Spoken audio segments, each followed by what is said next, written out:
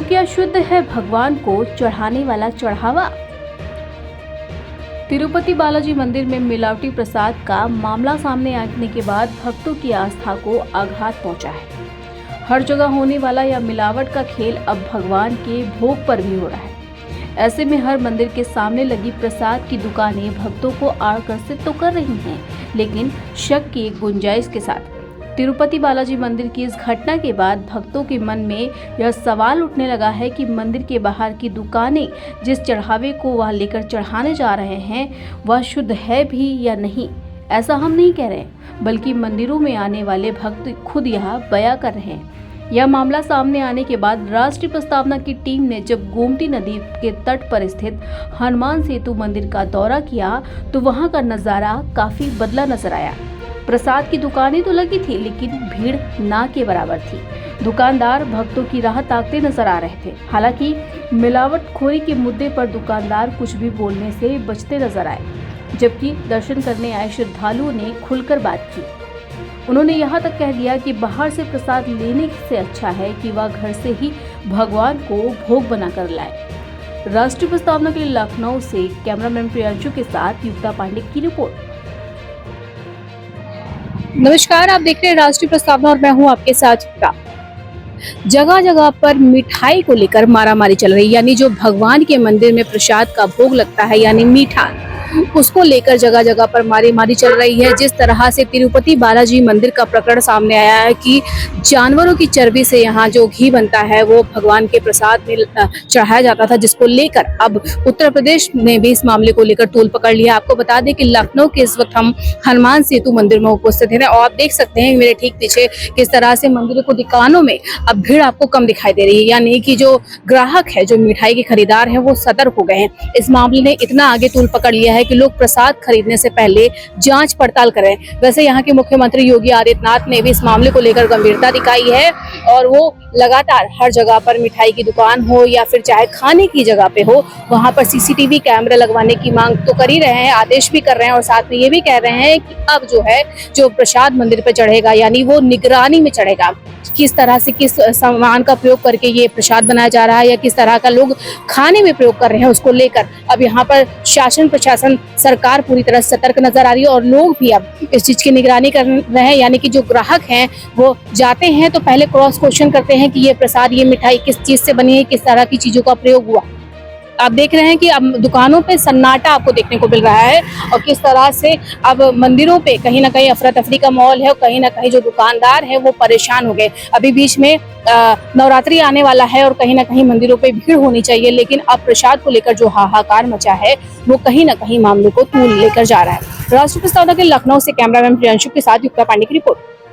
तो राष्ट्रीय प्रस्तावना का डिजिटल चैनल अब पब्लिक ओपिनियन के लिए फील्ड पे आ गया है, यानी कि यहाँ पर लोगों से हम जानना चाहते हैं कि ये जो विवाद चल रहा है मिठाई में मिलावट को लेकर, कहीं ना कहीं प्रसाद में अब मिलावट हो गई, आस्था में मिलावट हो गई, तो उसमें पब्लिक का क्या ओपिनियन। सबसे पहले सर अपना नाम बताइए। मैं मेजर एस्ट्रो चैनल से हूँ और मेरा नाम डीपी आर्या है। जी जी।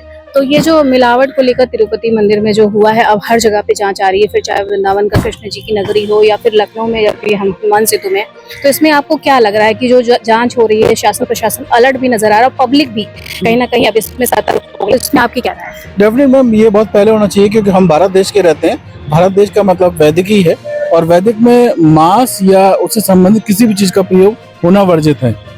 फिर भी क्योंकि हमारे धर्म को, हिंदू धर्म को विशेषकर चाहे फिल्मों के माध्यम से हो कैसे भी हो, करप्ट किया गया है। कई जगह तो और शब्द नहीं है, लेकिन हिंदू को जिस ढंग से जैसी भाषा में करप्ट किया जाए वैसा किया गया है। चाहे वो सोशल मीडिया हो कैसा भी हो, मैं कहीं पढ़ रहा था कई हिंदू मंदिरों के ट्रस्ट कोई और अन्य धर्म के लोग भी हैं जो नहीं होने चाहिए। मिलावट बिल्कुल नहीं होना चाहिए क्योंकि स्वास्थ्य से इसका रिलेशन है और शायद ये भी हो सकता है, कोई बड़ी बात नहीं कि जो भी लोग मिलावट कर रहे हैं अपने प्रॉफिट के साथ साथ हिंदू धर्म या सनातन धर्म को मारने की कोशिश हो, क्योंकि मिलावट एक जहर ही तो है। चाहे वो सोच का जहर हो या वो इंसान को वास्तविक मारने का जहर हो, जहर तो जहर ही है। और यही पूरी कोशिश की जा रही है कि सनातनों को कैसे भी मारा जाए, जो हो नहीं पाएगा क्योंकि मुगल से लेकर उससे पहले तक आए हुए जितने भी तैमूर लंग हो वो भारत को मार नहीं पाए, वैदिक तक को मार नहीं पाए। अच्छा, एक दर्शक के तौर पे आपकी क्या राय है कि आप पहले आप प्रसाद लेने जाते थे तो ये पूछते थे कि ये प्रसाद कितने रेट का है और आप ले लेते थे, लेकिन जब से ये मामला आया है तब से क्या आपकी सोच में प्रसाद लेने के वक्त कोई परिवर्तन आया है? डेफिनेट प्रसाद लेने के लिए बिल्कुल अंतर आया है, क्योंकि पहले तिरुपति का जो लड्डू था बड़ा फेमस था, या बालाजी का और भी जगह का था, तो अब सोच तो पड़ता ही है। अगर मैं सनातनी हूँ तो मैं बिल्कुल सोचता हूँ कि मुझे प्रसाद नहीं लेना चाहिए, अपने घर से बनाना चाहिए, क्योंकि सनातन में पंजीरी का विशेष महत्व है, वो कोई गरीब भी बना सकता है। तो मैं पंजीरी का इस्तेमाल करना चाहूँगा, बशर्ते कि मिलावटी से। जी जी। अभी इन्होंने हमें प्रसाद दिया भी है अपने हाथ से, जैसा कि आप देख रहे हैं मेरे हाथ में होममेड है जी, ये होममेड है जैसा कि इन्होंने बताया और मुझे भी दिया है। तो जैसा कि आप सब देख रहे हैं कि पब्लिक की जो राय है कहीं ना कहीं अब खान पीन की सामग्री को लेकर अलर्ट नजर आ रही है, फिर लखनऊ की पब्लिक हो या कहीं की किस जगह की पब्लिक हो, इस मामले ने बहुत तूल पकड़ा है और लोगों की अब राय खान पीन की सामग्री को लेकर बदल चुकी है।